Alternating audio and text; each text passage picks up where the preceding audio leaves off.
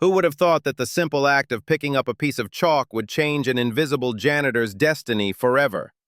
"You'll never solve this," Professor Stone sneered, slamming her hand against the board. She looked at the terrified students and laughed. "If anyone solves this right now, I promise to marry them on the spot." The room erupted in cruel laughter, but silence fell instantly when Marcus, the old janitor in the corner, set down his mop. He walked to the board, grabbed the chalk, and whispered, "Do you keep your promises, Professor?" Professor Elizabeth Stone didn't just walk into a room, she conquered it. Her arrival at the university each morning was a spectacle of intimidation and glamour that the students both feared and worshipped. She drove a cherry-red Porsche, parking it in the reserved spot closest to the mathematics department, a spot that everyone knew was off-limits to even the dean. When she stepped out, the click-clack of her designer stiletto heels against the pavement sounded like a countdown to Judgment Day. She was beautiful, yes, with sharp features and eyes that could dissect a theorem, or a student's ego, in seconds. But it was her arrogance that truly defined her. To Elizabeth, the world was divided into two distinct species, those with an IQ above 160 and those who existed merely to serve them. She sat atop the academic food chain, the ice queen of number theory, convinced that her mind was a fortress that no ordinary human could ever breach. Inside the lecture hall, however, a very different reality existed in the shadows. While Elizabeth stood in the spotlight, basking in the adoration of her pupils, Marcus moved along the perimeter like a ghost. He was 55 years old, though the deep lines etched into his face suggested a life that had been far longer and harder. He wore the standard-issue blue jumpsuit of the custodial staff, the fabric faded and thinning at the elbows from years of scrubbing. But the most telling detail of his existence was his shoes. They were cheap, black work boots, split at the seams and held together by layers of gray duct tape. Every step he took was a testament to his poverty, a silent squeak of rubber against the polished linoleum that the wealthy students tried their best to ignore. To the students, and especially to Professor Stone, Marcus wasn't a person. He was a utility. He was the reason the trash cans weren't overflowing and the reason the chalkboards were clean. When he entered the room to empty a bin during a lecture, the students didn't look at him. They looked through him. If he accidentally bumped a chair, they would sigh with exaggerated annoyance, shifting their expensive laptops away as if his poverty were contagious. "Watch it, old man," a student in a varsity jacket sneered one morning, kicking his bag away from Marcus's mop. "Don't get that dirty water on my bag. It costs more than your life." Marcus didn't retaliate. He didn't even look up. He just mumbled a quiet apology, his eyes fixed on the floor, continuing his rhythmic, hypnotic motion with the mop. He had learned long ago that invisibility was his best defense. But the most painful humiliations came from Elizabeth herself. She treated the chalkboard as a sacred altar, and she viewed Marcus's presence near it as a desecration. One afternoon, as Marcus was reaching up to erase a stray mark she had left behind, Elizabeth stormed in early for her next class. "Stop!" she barked, her voice cutting through the air like a whip. Marcus froze, his hand hovering mid-air. "That is a partial differential equation, not a smudge," she hissed, marching up to the podium and tossing her leather bag onto the desk. "I left it there for the graduate students to marvel at. Do not touch my board unless I explicitly tell you to. Stick to the floor, Marcus. That is where you belong. Leave the thinking to those of us who are actually capable of it." Marcus slowly lowered his hand. "Yes, Professor. Sorry, Professor." He retreated to the back of the room, blending into the wall. But as the students filed in, laughing and complaining about the difficulty of last week's assignment, a subtle shift occurred in Marcus's demeanor. He wasn't just staring at the floor, he was listening. As the lecture began, Elizabeth filled the board with complex strings of calculus, her voice booming with authority. The students scribbled furiously, desperate to keep up. When the class finally ended and the room cleared, the floor was littered with crumpled balls of paper, the discarded attempts of geniuses who had failed to grasp the concept. Marcus began his routine. He swept the aisles, collecting the debris of the elite. But as he picked up a crumpled sheet of paper near the front row, a paper thrown by the top student in the class, he didn't just toss it in the bin. He smoothed it out. His eyes, usually dull and tired, suddenly sharpened. He scanned the messy handwriting, the crossed-out numbers, the desperate calculations. He saw where the student had gone wrong in the third step. They had integrated when they should have differentiated. It was a sloppy, elementary mistake. Marcus looked at the board, then back at the paper. A small, almost imperceptible smile played on his lips. He shook his head slowly, a gesture not of malice but of disappointment. These were the minds that were supposed to lead the future? These were the people who treated him like furniture. He crumpled the paper back up and tossed it into the trash can with a perfect arc. To the world, he was just the janitor taking out the garbage. But in the silence of his own mind, Marcus knew the truth. He wasn't cleaning up their trash. He was cleaning up their errors. And he knew, with a certainty that burned in his chest, that if he ever held that chalk, the Ice Queen would be the one freezing in her tracks. The atmosphere in the lecture hall shifted from academic rigor to suffocating dread. Professor Elizabeth Stone had spent the last 40 minutes filling 3 sliding chalkboards with a single, continuous, monstrous equation. It was a dense jungle of Greek letters, integrals, and non-linear variables that seemed to writhe and twist before the students' eyes. This wasn't a chapter from their textbook. This wasn't something that would appear on the midterm. This was the Obsidian Conjecture, a mathematical anomaly that had baffled the brightest minds in the field for 2 decades. It was a graveyard where PhD theses went to die. Elizabeth placed the final bracket at the very bottom right corner of the third board. She stepped back, dusting the white powder from her hands with a casual, rhythmic clap that echoed like gunshots in the silent room. She turned to face the sea of 100 students, the supposed cream of the crop, the future leaders of industry and science. "Well," she asked, her voice dangerously soft, "who wants to be immortal?" She scanned the room. Eyes dropped, laptops were closed. The air was thick with the scent of fear and expensive cologne. "Julian," Elizabeth purred, locking eyes with a young man in the front row. Julian was the department's golden boy, the son of a senator who wore a Rolex that cost more than Marcus's entire yearly salary. "You've been bragging about your internship at NASA all semester. Surely this is child's play for a rocket scientist." Julian swallowed hard, his Adam's apple bobbing. The pressure of the room forced him to stand. He walked to the board with a swagger that evaporated the moment he stood within 3 feet of the equation. He picked up the chalk. His hand was shaking so badly that the chalk tapped a nervous Morse code against the slate. He wrote a line, erased it, wrote another. He stared at the variables, sweating. The silence stretched for a minute, then 2. The only sound was the humming of the air conditioner and the rhythmic swishing of Marcus's mop in the far back corner. Snap! The chalk broke in Julian's hand. The sound was sharp and violent. "Sit down," Elizabeth said, not even looking at him. "You're integrating when you should be decomposing the variable. You just collapsed the entire function into nonsense. It's embarrassing." Julian slunk back to his seat, his face burning a bright crimson. "Next!" Elizabeth shouted, pacing the stage like a panther. "Anyone? Or are you all just here to waste your parents' tuition money?" 2 more students tried, a girl with glasses who was top of the class, and a boy who was a math Olympiad champion. Both failed. The girl couldn't even start the second line. The boy got lost in the third step and simply froze, staring at the numbers until Elizabeth sighed loud enough to be heard in the hallway. "Pathetic," Elizabeth muttered, shaking her head. She leaned against her desk, crossing her arms. She looked at these young, privileged people with absolute disdain. They had every resource, every advantage, and yet their minds were dull, unsharpened blades. She felt isolated in her genius, lonely at the top of her ivory tower. The disappointment morphed into a cruel form of entertainment. She wanted to hurt them.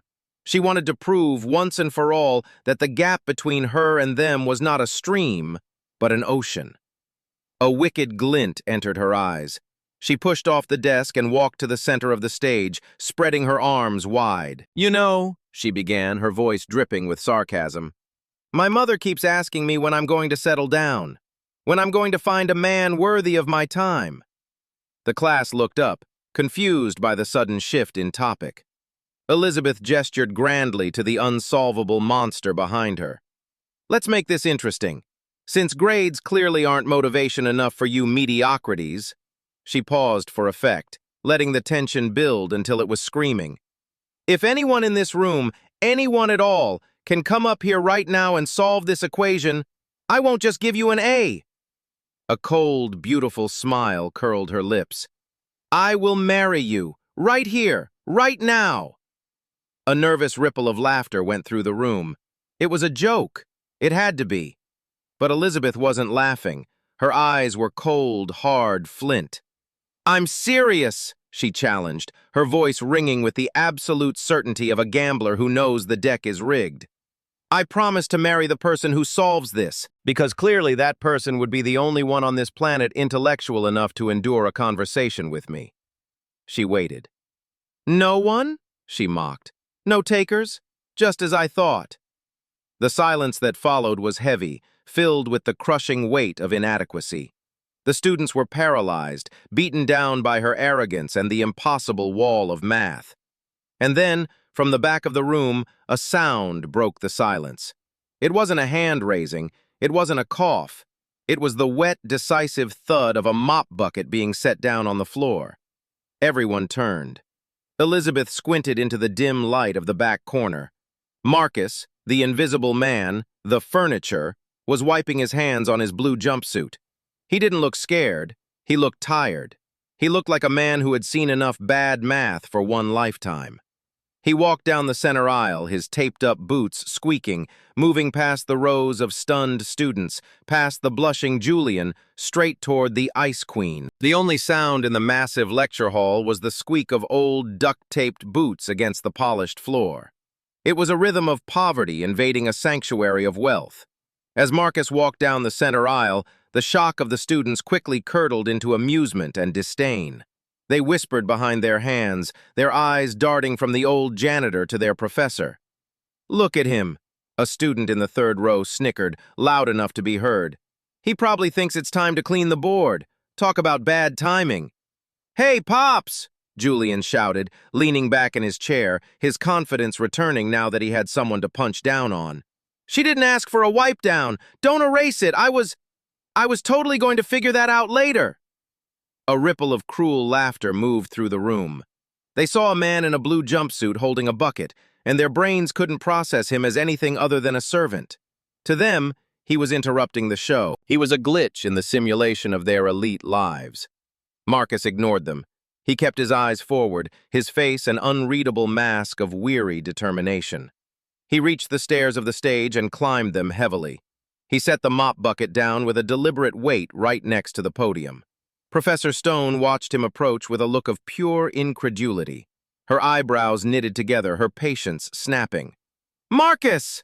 Elizabeth barked, stepping forward to block his path. What on earth do you think you are doing? I did not call for custodial services. We are in the middle of a lecture. Marcus didn't stop until he was standing just inches from the chalkboard, right next to the spot where Julian had failed. He reached out, but his hand didn't go for the eraser. His rough, calloused fingers closed around a fresh, long piece of white chalk. The room gasped. It was a collective intake of breath, sudden and sharp. Elizabeth's eyes went wide. The audacity, the sheer disrespect. She stepped closer, her voice dropping to a venomous whisper that carried to the back of the room.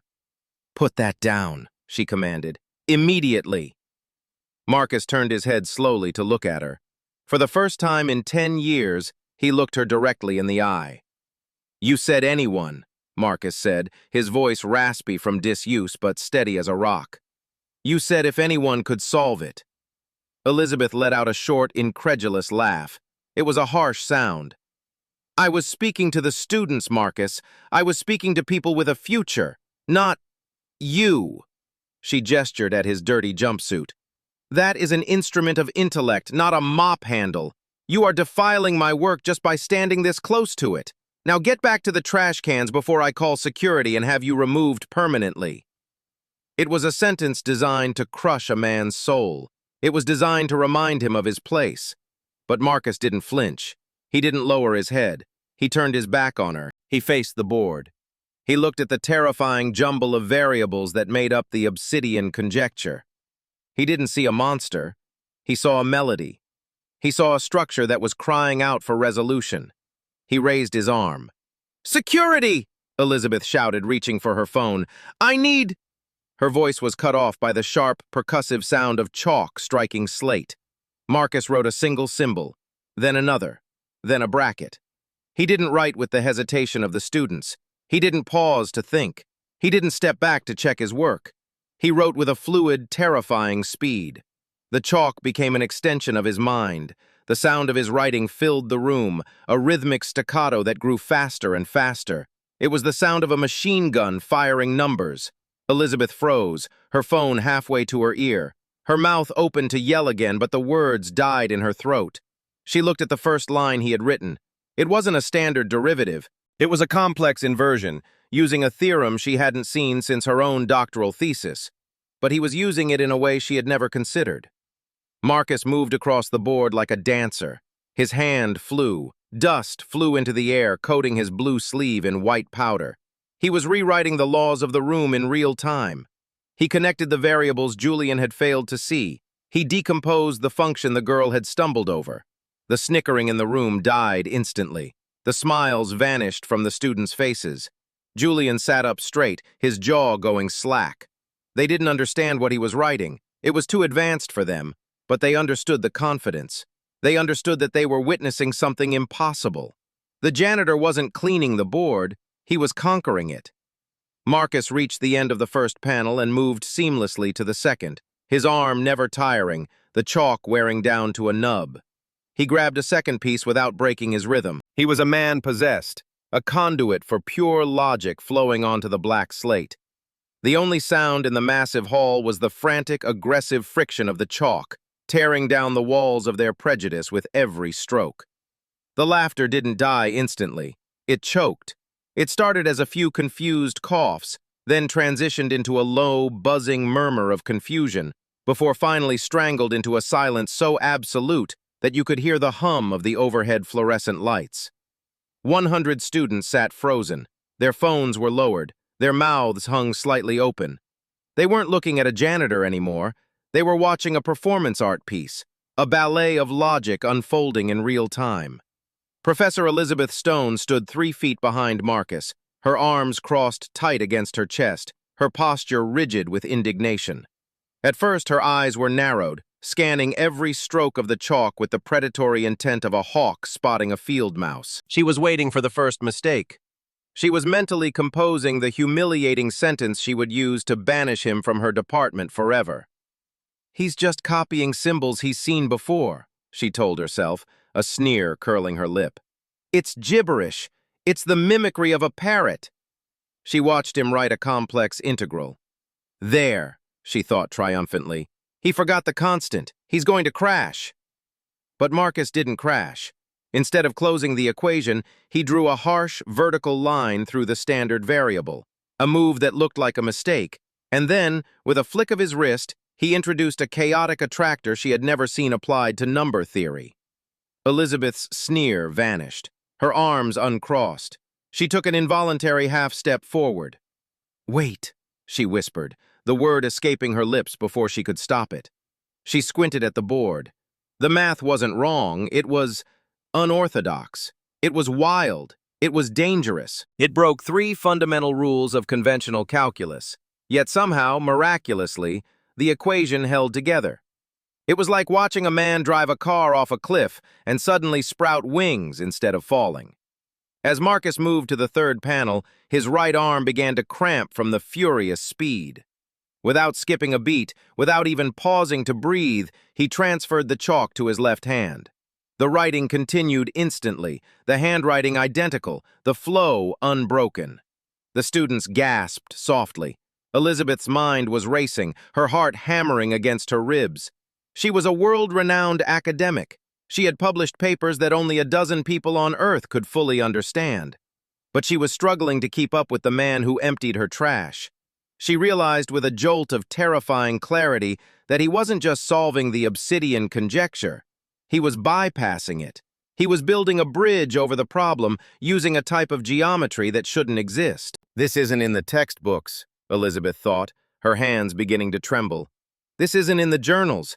He's not remembering this. He's inventing it. She looked at the back of Marcus's head. She saw the gray hairs, the sweat soaking the collar of his cheap blue uniform. For years she had looked at him and seen nothing. Now she looked at him and saw a universe. The arrogance that had armored her for decades began to peel away, leaving her feeling naked and small. She had mocked the students for their mediocrity, but standing in the shadow of this raw, untamed genius, she realized that she, too, was mediocre. The lecture hall had become a cathedral, the chalkboard was the altar, and the high priest was a man with duct tape on his shoes. Marcus didn't slow down. He was nearing the bottom of the final board.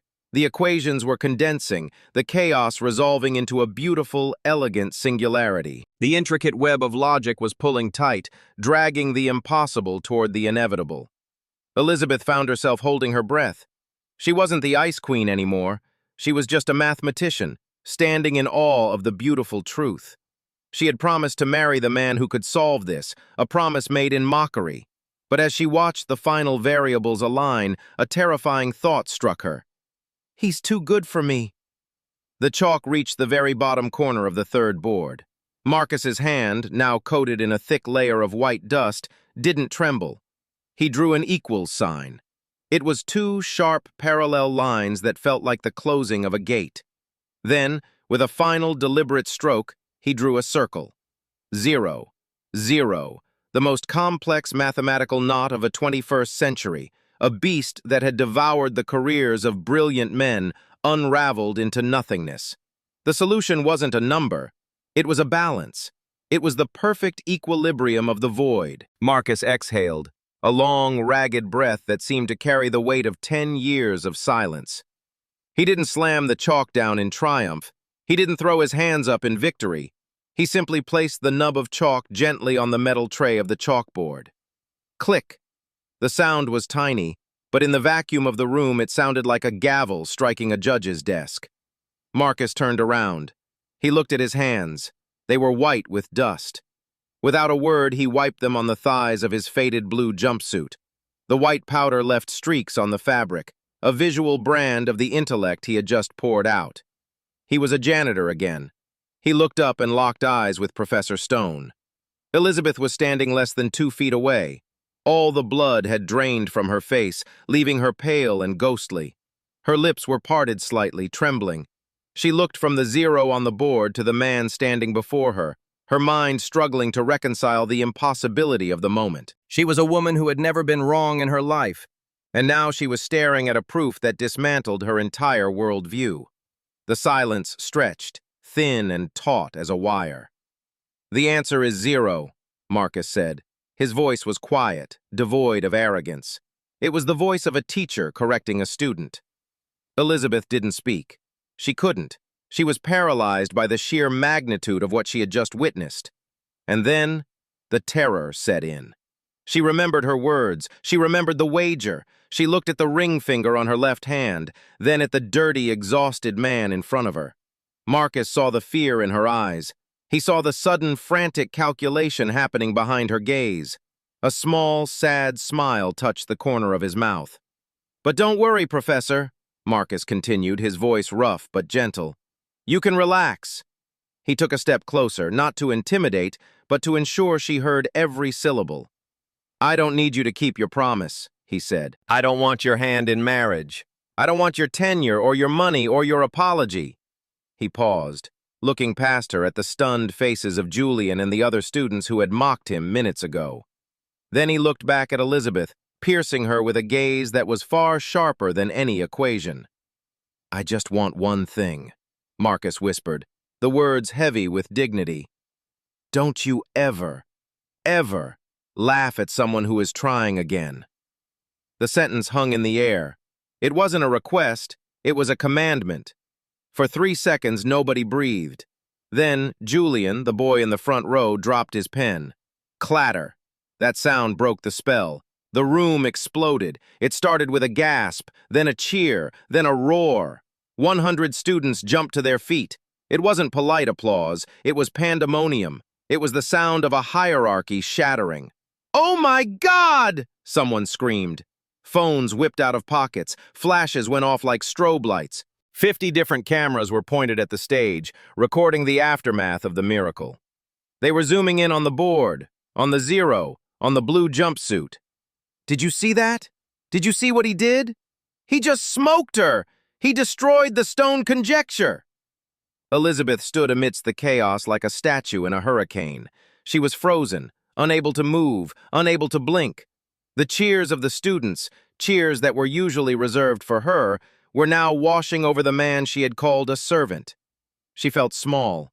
She felt exposed. The Ice Queen had not just been melted, she had been evaporated. Marcus didn't acknowledge the cheering. He didn't bow. He didn't wave to the cameras. He walked over to the podium. He bent down, his knees popping slightly, and picked up the handle of his yellow mop bucket. He tested the weight of it, his hand gripping the plastic handle, the tool of his trade. He turned his back on the applause. He turned his back on the professor. He turned his back on the genius he had just displayed. With the slow, rhythmic squeak of his taped-up boots, Marcus walked toward the exit door. He moved with the same invisible grace he had entered with, leaving behind a room that would never be the same, and a woman who would never be able to look at a chalkboard, or a janitor, the same way again. The applause inside the lecture hall was still thundering, a distant roar vibrating through the walls, but Professor Elizabeth Stone wasn't there to hear it. She was running. For the first time in her professional career, the Ice Queen had abandoned her post. She sprinted down the pristine marble hallway, her expensive heels clacking frantically against the floor, ignoring the confused looks of passing students. She turned the corner, rushing past the elevators and headed straight for the service stairwell, a part of the building she had never deigned to enter. She pushed open the heavy steel door marked "Staff Only." The air here was different. It didn't smell of old paper and coffee. It smelled of industrial bleach, lemon cleaner, and damp concrete. At the bottom of the stairs, a single door stood ajar. A sliver of yellow light spilled out onto the dark linoleum. Elizabeth stopped. Her chest was heaving, her breath catching in her throat. She pushed the door open. It was a closet, a space no larger than a prison cell. Mops hung from the ceiling like weeping willows. Buckets were stacked in the corner. But Elizabeth didn't see the cleaning supplies. Her eyes were glued to the walls. They were lined with makeshift shelves, cinder blocks and wooden planks, groaning under the weight of books. Not paperbacks, not magazines. Hardy, Euler, Ramanujan. There were stacks of the annals of mathematics dating back 30 years. There were textbooks on advanced topology, quantum mechanics, and chaos theory, their spines broken and taped together, their pages worn soft from thousands of readings. And in the center of the room, sitting on an overturned milk crate, was Marcus. He was calmly unlacing his duct-taped boots, preparing to change into his street clothes. "Who are you?" Elizabeth whispered, stepping into the cramped sanctuary. Her voice trembled, stripped of all its usual authority. Marcus didn't look up. "I'm the janitor, Professor, just the janitor." "No," Elizabeth said, shaking her head violently. She reached out and grabbed a thick black notebook from the nearest stack. It was covered in dust. She opened it. The pages were filled with handwriting that made her heart stop. It was the same handwriting she had just seen on the board. But these weren't just equations. They were corrections. She flipped through the pages. She saw critiques of famous theorems. She saw a proof for the Riemann hypothesis that was halfway done, dated 1998. Then she saw the name on the inside cover. Marcus Holloway, PhD candidate, MIT, class of 1995. Elizabeth gasped. The book slipped from her fingers and hit the floor with a heavy thud. "Holloway?" she breathed, the memory surfacing from the deep recesses of her academic history. "The phantom prodigy? My father used to talk about you. He said you were the brightest mind of your generation. He said you vanished." Marcus finally looked up. His eyes were tired, ancient. "I didn't vanish, Elizabeth. I was erased." He stood up, the small room suddenly feeling too tight to contain the weight of his history. He reached past her and picked up the notebook she had dropped, brushing the dust off the cover with a tenderness that broke her heart. 30 years ago, Marcus said softly, I was standing where you stand now. I was the golden boy. I was working on the obsidian conjecture before it even had a name. What happened? Elizabeth asked, her voice barely audible. Did you quit? Did you burn out? Marcus laughed, a dry, humorless sound. Burn out? No. I burned up. He looked her dead in the eye. My mother got sick. Early onset Alzheimer's. She needed full-time care. I was 24. I didn't have money. I only had my grant. Marcus took a step closer to Elizabeth. The smell of bleach was overpowering, but all she could focus on was the pain in his eyes. I went to the dean, Marcus continued. I asked for a leave of absence. I asked for a stipend advance to pay for a nurse so I could keep working. I begged him. I told him I was close to a breakthrough. Elizabeth felt a cold knot form in her stomach. She knew who the dean was in 1995. What did he say? She whispered, dreading the answer. He told me that mathematics is a jealous mistress, Marcus quoted, his voice hardening. He said that if I let domestic issues distract me, I didn't have the discipline to be a world-class mathematician. He gave me a choice, the department or my mother. Marcus paused. I chose my mother. And the dean, he didn't just fire me, he blacklisted me. He pulled my funding. He called every university in the state and told them I was unstable. He made sure I would never teach in a classroom again. Elizabeth backed away until she hit the wall of mops. Tears were streaming down her face now. The dean, she choked out. Yes, Marcus nodded slowly. Dean Stone, your father. The revelation hit Elizabeth like a physical blow. The man she idolized, the man whose legacy she had spent her entire life trying to uphold, was the monster who had destroyed the genius standing before her. She looked around the closet, this tiny, dirty box filled with brilliance. This was her father's doing. He had buried a star in a closet to preserve the purity of his department. I didn't know, Elizabeth sobbed. I swear I didn't know. It doesn't matter, Marcus sighed, turning back to his locker. He pulled out a worn coat. It was a long time ago. Your father is dead, my mother is dead, and He looked around at his books. I have my own world in here. He put on his coat and picked up his bag. He looked at Elizabeth, who was slumped against the doorframe, shattered by the weight of the truth. You asked who I am, Marcus said, his hand on the doorknob. I'm the man who cleans the floors so you can walk on them without getting your shoes dirty. I'm the man who fixes the lights so you can shine. He paused, looking at the notebook in her hand. Keep the book, he said softly. There's a mistake on page 42 of your current research paper. That book explains why.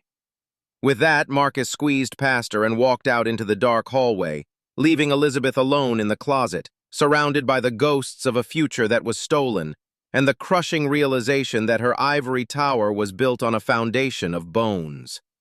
The heavy steel door of the janitor's closet clicked shut, but Elizabeth didn't move to leave. She stood in the dimly lit service hallway, watching Marcus walk away.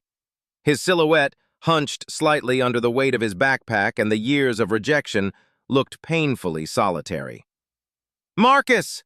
Elizabeth called out. Her voice cracked, stripping away the last remnants of the Ice Queen persona. Marcus stopped. He didn't turn around immediately. He adjusted the strap of his bag, perhaps weighing whether he had the energy for another confrontation. Slowly, he turned. Elizabeth ran to catch up to him, not with the click-clack aggression of a professor, but with the desperate strides of someone trying to save a drowning man. When she reached him, she didn't stand tall. She slumped. The posture of the arrogant academic vanished. She looked at the man in the blue uniform, and for the first time she lowered her head. I am so sorry, she whispered. The tears that had started in the closet were now flowing freely, ruining her immaculate makeup. I am so sorry. Not just for today, but for everything. For my father. For this university. For the time you lost. Marcus looked at her, his expression softening. You didn't do it, Elizabeth. You were a child. But I benefited from it, she cried, her voice echoing off the concrete walls. I sat in the chair that should have been yours. I taught the students who should have been listening to you. I walked past you every single day for 5 years and treated you like you were invisible." She took a breath, wiping her eyes with the back of her hand, smearing mascara across her cheek. She didn't care. "I called you a servant," she choked out.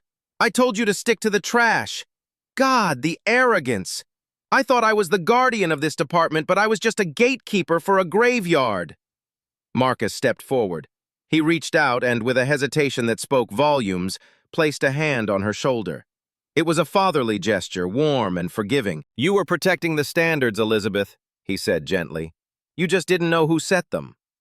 Elizabeth looked up, her eyes fierce with a new resolve. She grabbed Marcus's hand. "It ends today, right now." She fumbled in her pocket and pulled out her phone. "I'm calling the dean. I'm calling the board. I don't care if I have to burn my tenure to the ground. You are coming back, Marcus." Marcus shook his head slightly. "Elizabeth, I'm 55. I don't have the credentials anymore. I'm a janitor." "No," Elizabeth stated firmly. "You are a genius, and I am going to prove it." She held up the dusty notebook she was still clutching. "This solution, the Holloway proof, we are going to publish it, immediately. But not under my name, not as a collaboration." She pressed the notebook against his chest. "It goes out under your name, Marcus, sole authorship. It will be the cover of the annals. It will be the PhD dissertation you never got to submit. I will force the university to grant you your doctorate by special decree. My father took your career? Fine. I will give it back to you, with interest." Marcus looked at the notebook, then at the woman who was fighting for him with the same intensity she used to fight against him. He saw the genuine remorse, the desperate need to make things right. "You would do that?" he asked. "You would let a janitor upstage you? It would ruin your reputation as the smartest person in the room." "I don't want to be the smartest person in the room anymore," Elizabeth said, her voice shaking but clear. "I just want to be in the room with you." She took a deep breath, composing herself. "Please, Marcus, let me fix this. Come back to the department. Not to clean, to teach. Co-teach with me. Take my office if you want it. Just bring your mind back to the light." Marcus stood in silence for a long moment. He looked at the hallway that had been his prison for a decade. He looked at the mop bucket he had left behind. Then he looked at the open door of the lecture hall down the corridor, where the students were still buzzing with excitement. A smile, genuine and bright, broke across his face. "I don't want your office, Elizabeth," Marcus chuckled. "It has terrible feng shui, but I wouldn't mind a desk, and maybe a new chalkboard, one that doesn't scratch." Elizabeth let out a laugh, a real relieved sound that felt like a weight lifting off her soul. "Done. You can have whatever board you want. I'll buy it myself." The tension in the air dissipated, replaced by a warm camaraderie. They were no longer enemies. They were peers. Then, a mischievous glint returned to Elizabeth's eye. She wiped her face, regaining a shred of her old composure. "However," she said, tilting her head, "there is the matter of a certain verbal contract I made in front of 100 witnesses." Marcus raised an eyebrow. "I believe," Elizabeth continued, a blush coloring her cheeks, "that I promised to marry the man who solved the equation." She looked at him. It wasn't a proposal of romance, but an acknowledgement of equality. It was her way of saying he was worthy of the ultimate prize she could offer.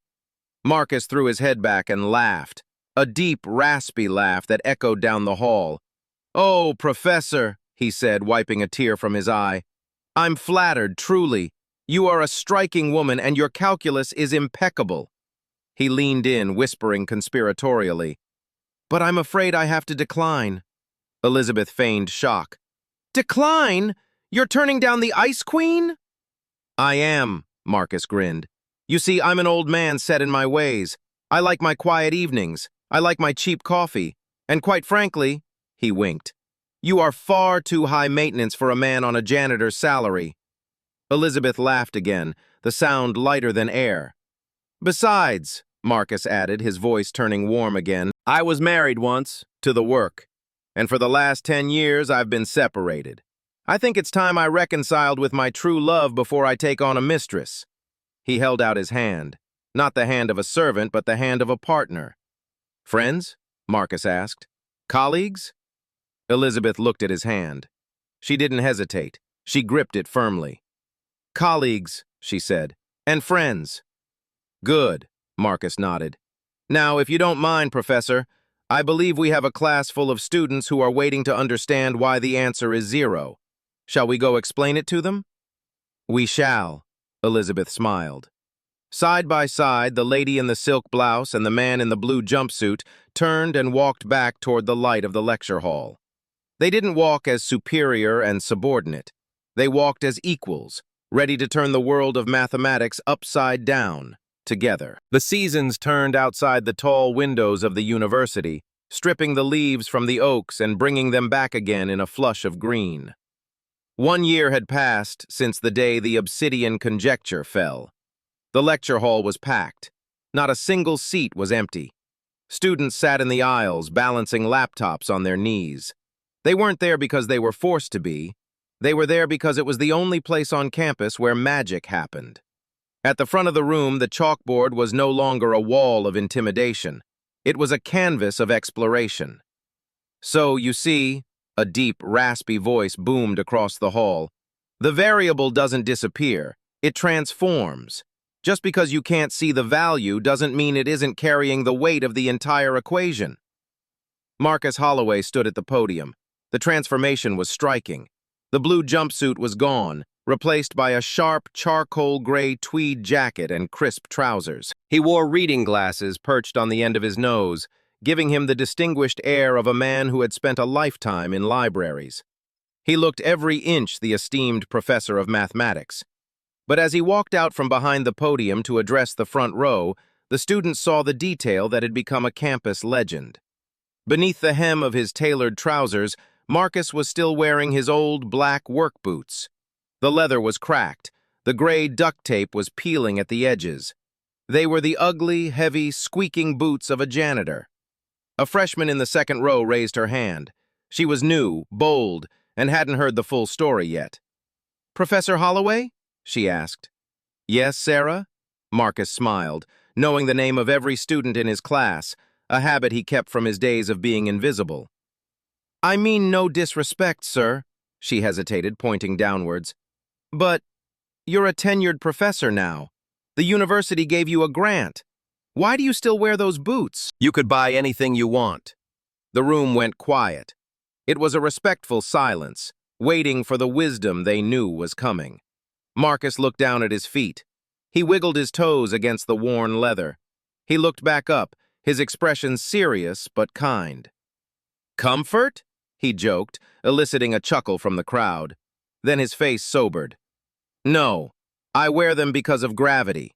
He walked to the edge of the stage. It is very easy when you stand up here, Marcus gestured to the raised platform, to forget what it feels like down there.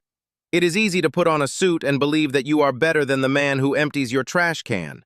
It is easy to think that your degree makes you superior to the woman who serves your coffee. He tapped the toe of his taped boot against the floor. These boots remind me, Marcus said, his voice dropping to a hush that captivated the room. They remind me that I am the same man I was 12 months ago. I had the same brain. I had the same heart. I had the same genius. The only difference is that 12 months ago, you didn't look at me. You looked through me. He scanned the faces of the students, the next generation of elites. Intelligence does not wear a suit, Marcus declared, his voice rising with passion. It does not speak with a transatlantic accent. It does not drive a Porsche. Genius is a seed that can grow in any soil. It can be found in a penthouse, yes, but it can also be found in a janitor's closet. It can be found in a refugee camp. It can be found in the people you ignore every single day. He paused, letting the weight of his words sink in. If you learn nothing else from my class, Marcus said, learn this. The next time you walk past someone you think is beneath you, stop. Look at them. Really look at them. Because they might be holding the answer to the question you haven't even figured out how to ask.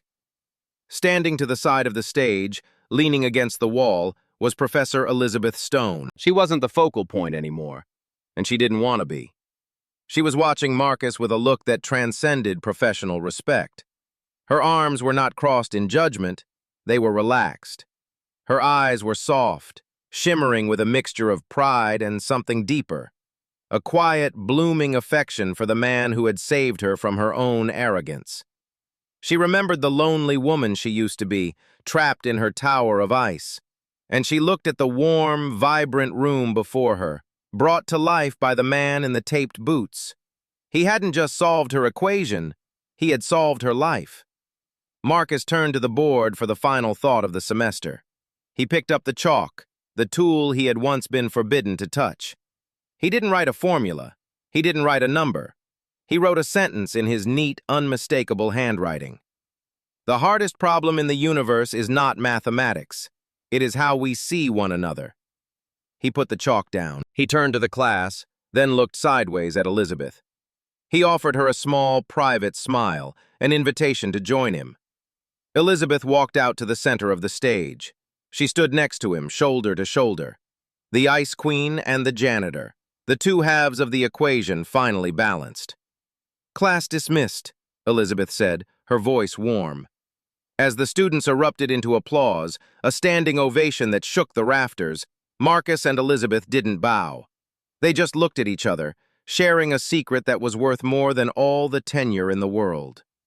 The camera slowly pulls back, leaving the image of the shiny Italian shoes next to the duct-taped work boots, proving once and for all that while clothes might make the man, only the soul makes the legend.